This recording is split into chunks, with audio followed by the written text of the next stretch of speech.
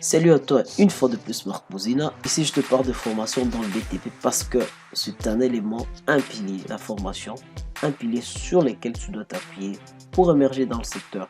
Alors sans plus tarder, je vais aller dans le vif du sujet. Aujourd'hui on va parler de Barbato sur RSA. Il a été posé sur la chaîne, sur la vidéo que l'on a postée récemment.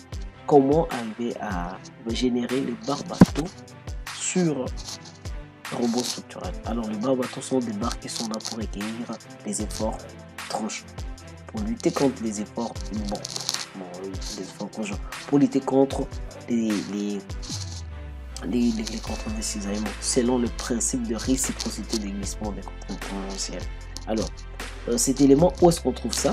Après dimensionnement de tous les éléments, on ne va pas entrer dans le détail des dimensionnements de la poutre. Dans le cas contraire, si vous avez de problème là-dessus, veuillez entrer sur notre chaîne et vous allez trouver une batterie de formation sur les dimensionnements de poutres montées, que ce soit de poutres continues, mais aussi de poutres simples. Alors, cet élément, on le trouve carrément dans cette partie des dispositions de ferraillage. Dans la partie disposition de ferraillage, dans l'onglet général, nous avons cette partie ici de relevage de barbato qui sont là pour recueillir les efforts de cisaillement, pour lutter contre les cisaillements, non seulement lutter contre les cisaillements, mais répondre aussi au principe de réciprocité des glissements des contraintes tangentielles. Alors, il y a le nombre de relévages. Par exemple, moi, souvent, je mets des relévages de barres inférieures, des barres inférieures, mais si le cisaillement il est grand, si le cisaillement est grand, il faut prévoir aussi le relevage de barres supérieures. Alors, il faut prévoir le nombre de relévages, le nombre de barres à relever, le nombre de barres de relevage ainsi que l'angle de relevage. Laisse-moi vous montrer un tout petit peu ces nomenclatures. Laisse-moi vous montrer ces nomenclatures. En fait, la question qui nous a été posée, c'est ça, très bonne vidéo, mais comment sortir ces ferrailles avec le barbato sur RSA? Alors, l'angle de relevage est là, l'espacement de relevage à partir de l'appui, ce sont là. Ici, il n'y a que de relevage inférieur. Alors, vous pouvez voir le nombre de relevages. Ici, il y en a 4 par exemple. Le nombre de relevages, je dois préciser le nombre de relevages selon que j'ai tel ou tel contrainte de cisaillement. Alors, en rentrant là-bas, moi je précise 4, je prends l'angle de relevage étant 60 degrés, mais je peux aller à 45 degrés en vertu, parce que la contrainte tangentielle est maximale à 45 degrés. Alors, après avoir fait ça, qu'est-ce que je vais faire? Je vais juste faire un paramètre de dessin. Je prends juste un paramètre de dessin, ferrage poutre, c'est bon. D'abord, et puis je lance les calculs. Voilà.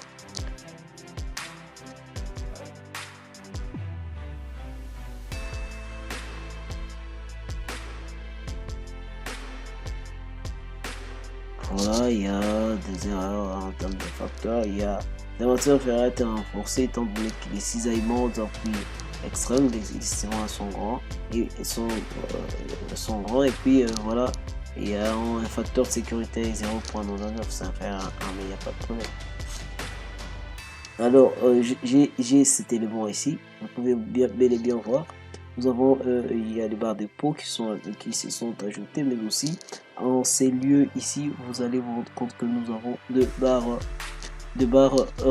relevées, un tout petit peu. Bon, voilà, si vous pouvez bel et bien voir. Mais je vais vous montrer le ferrage. Vous allez voir qu'il y a des barres élevées, des barres inférieures à des endroits où nous avons des fortes cisaillements. Bon, ça doit être carrément aux appuis parce que si nous avons une contrainte et un effort tranchant maximal. Laisse-moi montrer le ferrage, le ferrage de la poutre en 3 dimensions. Vous allez vous rendre compte de différents éléments de relevage.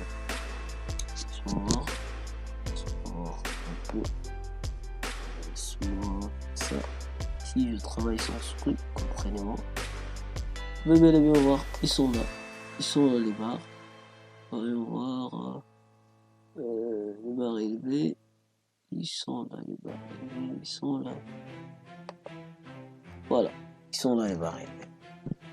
Ils sont là les barres élevées, vous pouvez bel et bien le visionner. Ici, on a le barre élevé. Ici, nous avons l'élevage. Il faut préciser aussi la longueur de l'élevage aux appuis. Il faudra, dans la mesure du possible, préciser la longueur de l'élevage aux appuis parce qu'il faut prendre les 1 quart. Le 1 quart de 14, les 1 quart de 14 mètres par exemple, sur une affaire de 3. Donc si je prends 14 par 4, ça fait 3,5. C'est-à-dire que la longueur en soi de l'élevage doit être carrément de 3,50 m. 3,50 m. Si je prends ici la longueur, hein, la longueur d'ancrage, longueur d'ancrage en soi c'est 3,50 m. 3,50 m j'applique. Moi puis je lance.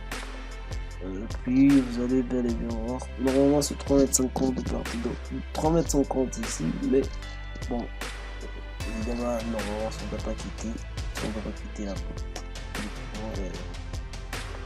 Ok, ce qui me concerne, laisse-moi essayer de voir le ferrage. Il est où? Il est là, voilà. Voilà. Il est où? Voilà. Principal, supérieur. Le barre élevé. Alors, je suis là.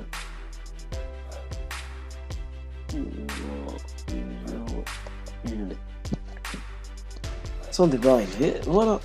C'est de cette façon dont on peut carrément générer les barres comme on l'a vu dans la vidéo qui est sur notre chaîne.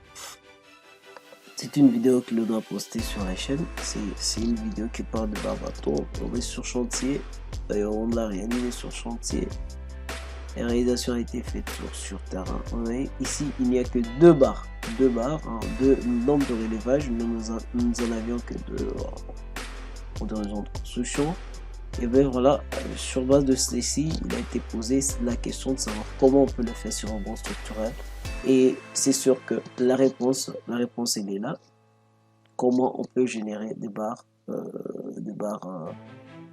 bateau sur un rebond structurel. Mais tout cela demande d'abord les études préalables pour savoir quelle est la longueur qu'il faut mettre, pourquoi affecter carrément le barre élevé, quelle est la contrainte, quels sont les éléments qui nous poussent à faire ça. Donc on ne perd pas la casquette d'ingénieur, on se lance tout en sachant que la théorie précède la pratique sur rebond structurel. Et je vous dis à très bientôt.